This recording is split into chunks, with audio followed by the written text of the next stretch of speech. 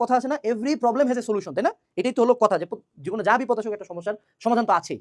কিন্তু খারাপ স্টুডেন্টের লাইফে বা যে ফেলুয়া পার্টি, যে চান্স পাবে না, তার লাইফে every solution has a problem.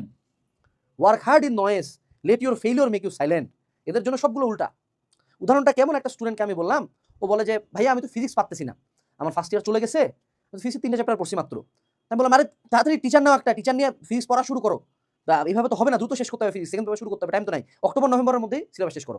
ও তো প্রথম যুক্তি দেবে, ভাইয়া আমার তো টাকা নাই, আমি তো টিচার নিতে পারবো না। আচ্ছা ঠিক আছে, তোমার টাকা নেই, সমস্যা নেই, অনলাইন একটা কোর্স কিনো। ভাইয়া অনলাইনে তো ক্লাস বুঝি না ভাইয়া। তাই বললাম অনলাইনে ক্লাস না বুঝো তো বুঝতে হবে, আচ্ছা এইটা ক্লাস না বুঝো, তুমি এই কোর্সটা দেখো, এই কোর্সটা তুমি করার চেষ্টা করো। ভাইয়া আমার তো ফোন নাই ভাইয়া। তো কি করবো, ফোন তুমি তাহলে দেখো মায়ের বা বাবার ফোন নিয়ে করো, বা তোমার বাবার যে পিসি আছে ওটাতে বসে ক্লাস করো। ভাইয়া মা তো ফোন চালাইতে দেয় না ভাইয়া।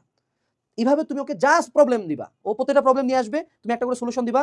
আমার এটা কথা বলতে রক্ত গরম হয়ে যাবে, মানে আমি যদি আগের রান্না এখন এমন একটা বাজে ভাষা বলতাম এইসব স্টুডেন্টদের প্রতি, আমার ঘৃণার লেভেলটা, মানে এদেরকে কি করা উচিত আমি জানি না।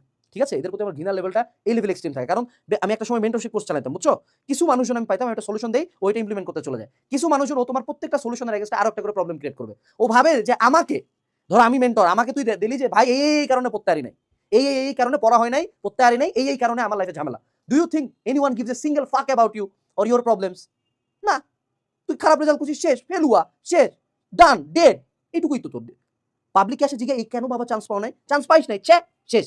এটাই দুনিয়ার নিয়ম। সমাজ তো এমনই।